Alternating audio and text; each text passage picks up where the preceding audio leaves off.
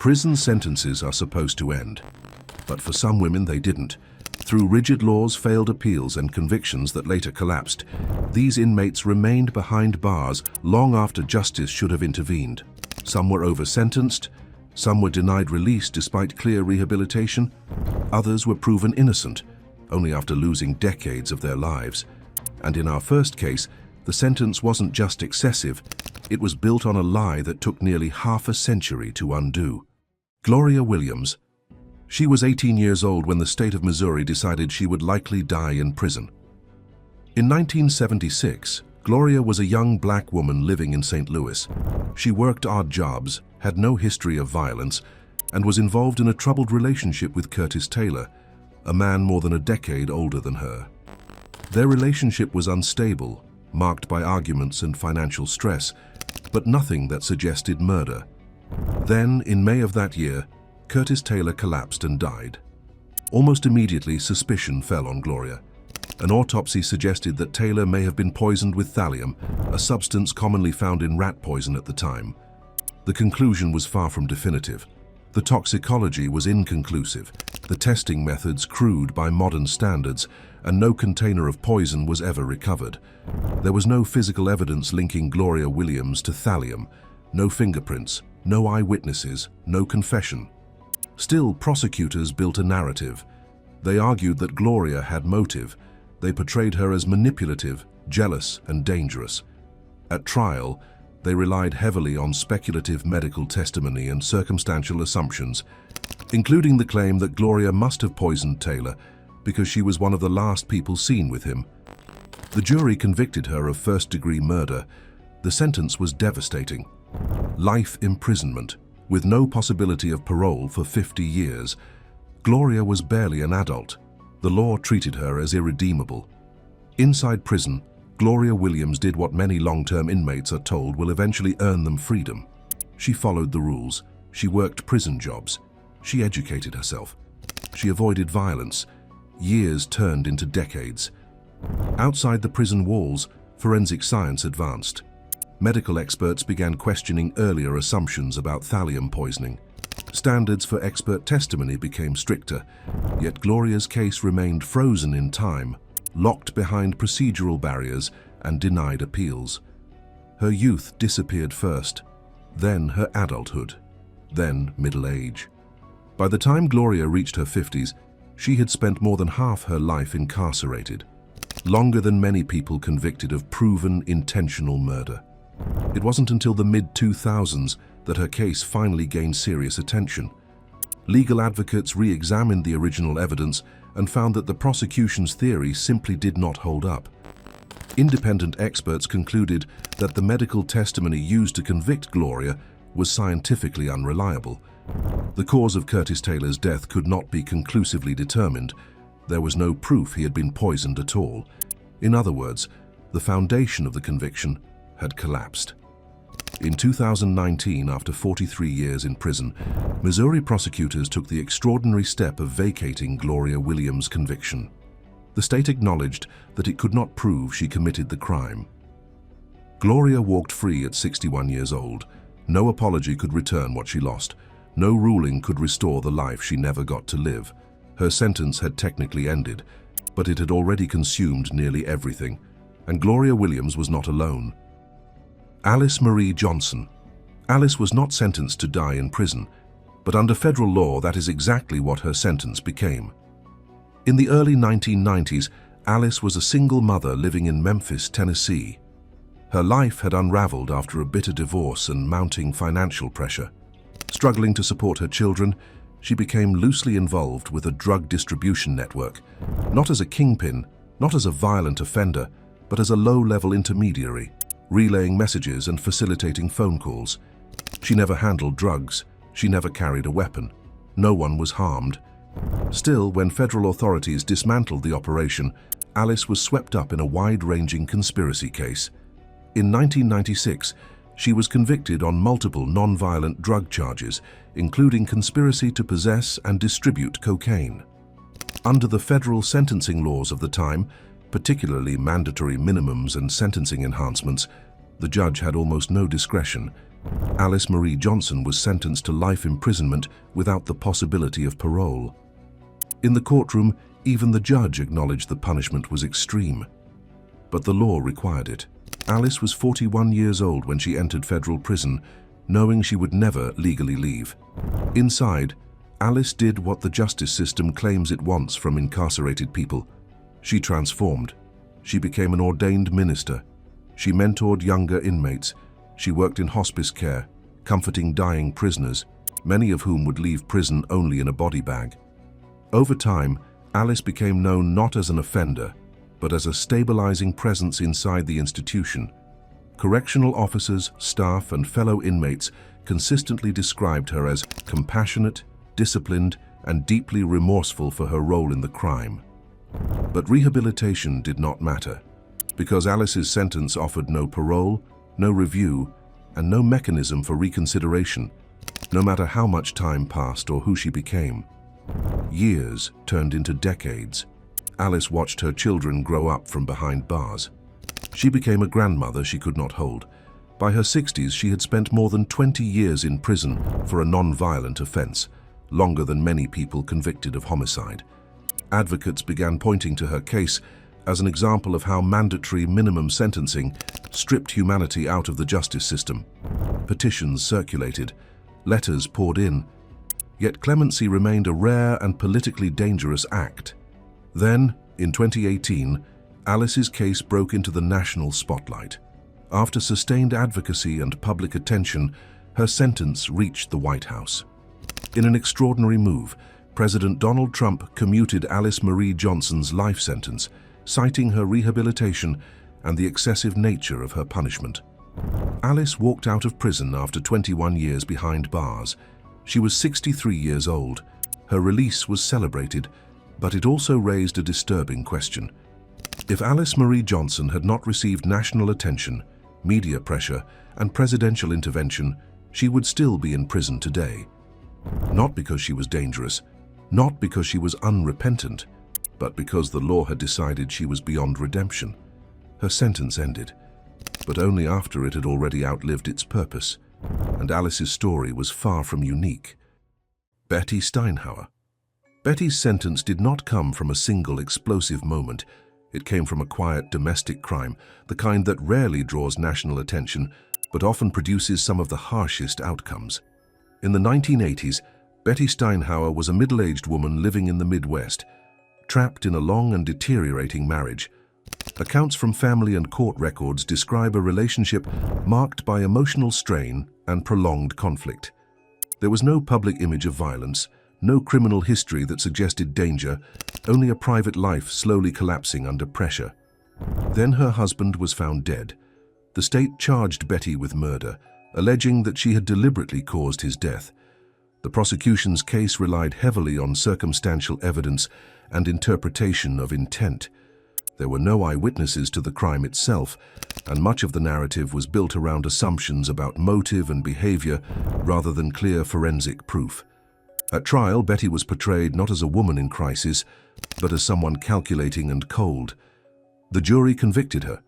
She was sentenced to decades in prison, a term so long that functionally it amounted to a life sentence. What followed was not a story of continued danger or defiance. Inside prison, Betty Steinhauer became a low-risk, compliant inmate.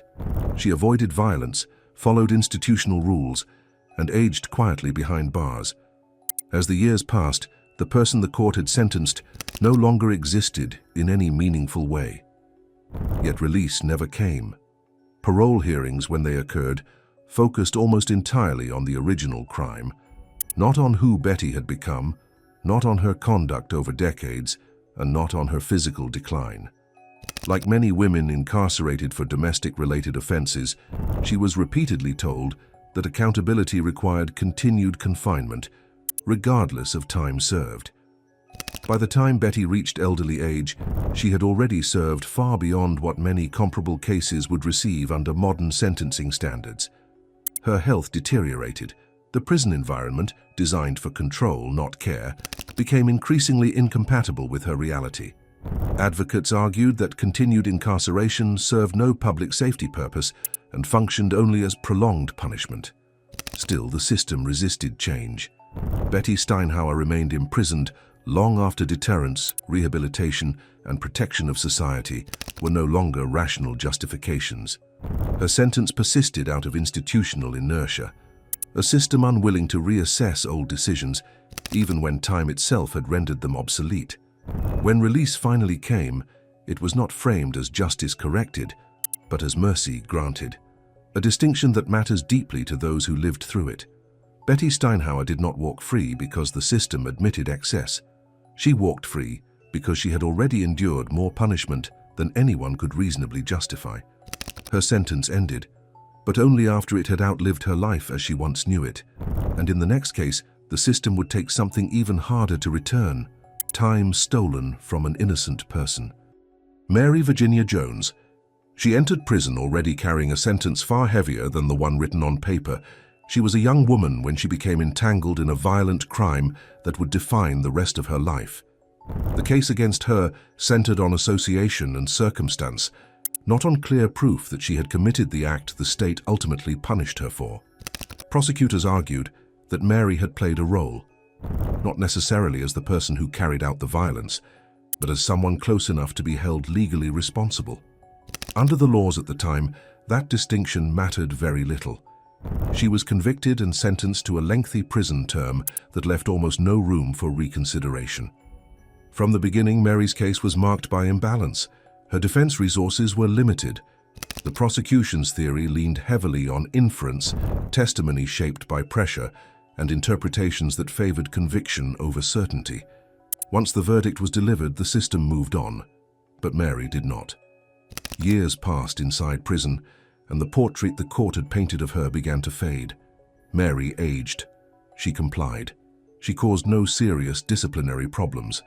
Like many women serving extreme sentences, she became largely invisible, no longer seen as a risk, but still treated as one. As sentencing standards evolved and courts began acknowledging the dangers of overbroad liability, cases like Mary Virginia Jones's remained locked in the past. Appeals failed, not because new evidence was absent, but because procedural rules made revisiting old cases extraordinarily difficult. By the time Mary had served decades behind bars, she had already exceeded what many modern courts would consider proportionate punishment, especially for someone whose role in the crime had never been clearly established. Her continued incarceration no longer reflected justice, it reflected reluctance. Advocates argued that Mary's sentence had outlived its legal and moral purpose. She posed no threat. She had already paid far more than what deterrence or accountability could demand. When release finally came, it arrived quietly, without headlines, without acknowledgement of excess, and without any admission that the punishment had gone too far. Mary Virginia Jones stepped back into the world, carrying the weight of years she could never recover. Her sentence had ended, but the life it replaced was gone, and the next case would show how even overwhelming evidence of innocence can fail, again and again, before the system finally lets go. Kirsten Loato. Kirsten should never have been a suspect. She was a teenager living in Las Vegas, Nevada, when a brutal crime shocked the city. In 2001, the body of Duran Bailey was found in a desert area, bearing signs of a violent assault. The crime was disturbing, and public pressure to find the killer was immediate. Within hours, police focused on Kirsten. Not because of forensic evidence, not because of eyewitnesses, but because she had previously reported a sexual assault by a man she believed might be connected. That report, made by a frightened young woman seeking help, became the foundation of the case against her. Investigators quickly shaped a narrative that Kirsten had fabricated the assault claim, then later killed Bailey in retaliation. From the beginning, the theory required the jury to ignore geography, timelines, and basic logic. The crime scene was more than 20 miles from where Kirsten was known to be at the time of the murder. Multiple witnesses placed her elsewhere. Physical evidence at the scene did not match her. None of that stopped the prosecution. At trial, jurors were shown graphic photographs and told a story of rage and revenge.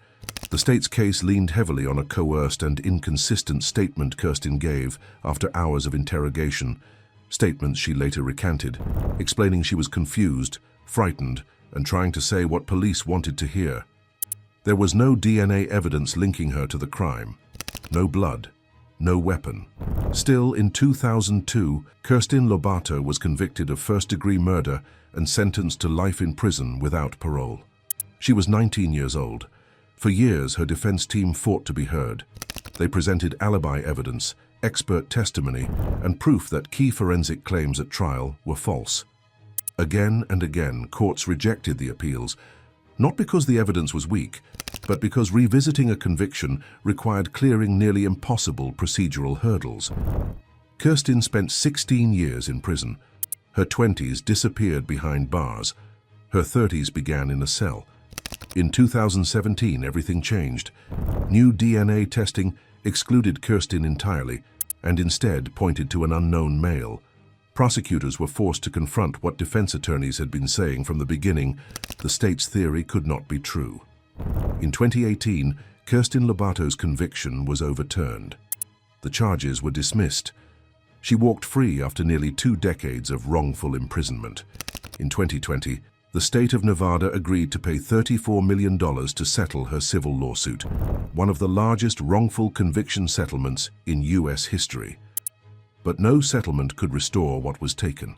Kirsten Loato lost her youth not because of a crime, but because the system chose certainty over truth and refused to correct itself until there was no other option.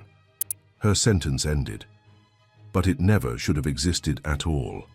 And in the next case, justice would fail not through haste, but through ideology, fear, and politics. Irene Pretty. Irene was not convicted in a moment of chaos or investigative panic. Her sentence was shaped by politics, fear, and an unforgiving view of accountability, one that left no room for time, age, or transformation. Irene became involved in a violent criminal act as a young adult, during a period when the justice system was increasingly focused on punishment rather than rehabilitation. The crime itself was serious, and the public response was severe. Prosecutors framed Irene not only as a participant, but as someone whose continued incarceration was necessary to make a broader statement. At sentencing, the court emphasized deterrence over proportionality. Irene received a lengthy prison sentence, one that effectively guaranteed she would spend the majority of her life behind bars. The ruling reflected the era's hardline approach, once labeled dangerous, always dangerous. Inside prison, Irene aged into a person entirely different from the one who had entered. Years turned into decades. Violence gave way to routine. Anger gave way to discipline. Prison records showed sustained good behavior. Staff noted stability. There was no pattern of continued threat. Yet each parole review ended the same way, focused almost exclusively on the original crime, frozen in time, immune to change. This is where Irene's case becomes emblematic. Parole boards repeatedly acknowledged her rehabilitation, then denied release anyway, citing the seriousness of the offense as justification to override every other factor. The logic was circular. The crime was too serious to allow release, even though the sentence had already punished that seriousness many times over. As Irene grew older, the question became unavoidable. What purpose did continued imprisonment serve? She was no longer the person described at trial. She was no longer capable of harm in the way once feared. And yet the system treated release as an admission of weakness rather than an acknowledgement of reality. Advocates argued that Irene Pretty's sentence had outlived both its intent and its utility. Keeping her incarcerated did not increase public safety. It only extended punishment for punishment's sake. When release finally came, it arrived late, after Irene had already spent the majority of her adult life inside prison walls. Her freedom did not come with recognition that the system had failed to reassess. It came quietly, as if the years lost were simply the cost of doing business. Irene Pretty's sentence ended, but it had already exceeded justice, and in the next chapter, the system's refusal to reconsider would collide with politics so extreme that release itself became controversial. Judith Clark. Judith's sentence was never just about a crime.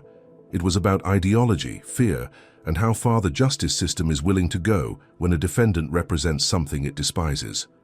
In 1981, Judith Clark was a committed member of a radical political group when she took part in the Brinks armored truck robbery in Nyack, New York.